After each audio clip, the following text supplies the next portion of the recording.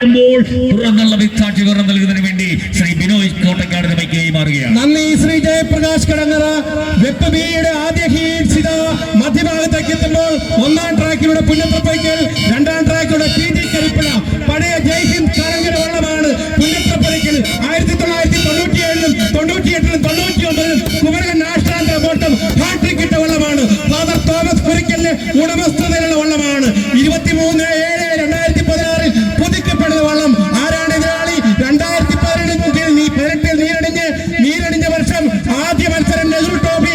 ആ നെഹ്റു ട്രോഫിയിൽ പരിപ്പ് കൊടുത്ത വിജയിപ്പിച്ച PG Karippuzha.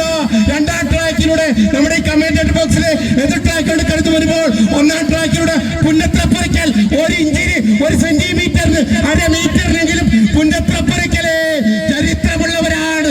താഴത്തങ്ങാടിയിൽ 2016 ജയിച്ചവര്, 2010-ലും 2009-ലും NDBR ജയിച്ചവർ. PG Karippuzha 2018-ലും 2023-ലും Nehru ട്രോഫിയിൽ വിജയിച്ചവൻ. ഒപ്പത്തിനൊപ്പം ഇല്ല PG അല്പം പുറകിൽ, ഒപ്പത്തിനൊപ്പം ഫില്ല് ചാർത്തുന്ന അമരച്ചാർത്ത് ചാർത്തുന്ന സുന്ദരമായ മത്സരത്തിന് തുടർ വിവരണത്തിനായി ഓർട്ടു ചമ്പക്കുളം ജോലി എതിരേറ്റു. Thank you mister Binoy Jayathottakkad. ആവേശകരമായ വെപ്പ് ബി ഗ്രേഡിന്റെ ഹീറ്റ്സ് മത്സരം പുന്നത്തറപ്പുരയ്ക്കലും PG കരിപ്പുഴയും തമ്മിൽ ഒന്നിലൂടെ പുന്നത്തറപ്പുരയ്ക്കൽ 12-ാം നമ്പർ വള്ളം KT ഗോപി കൈപ്പള്ളി മുട്ടലെ നേതൃത്വത്തിൽ ലീഡിംഗ് ക്യാപ്റ്റൻ മനു കണ്ടകരിയുടെ പ്രദേശ് സ്പോർട്സ് ക്ലബ്ബ് കാരിക്കുടിയുടെ നേതൃത്വത്തിൽ കടന്നു വരുമ്പോൾ രണ്ടാം ട്രാക്കിലൂടെ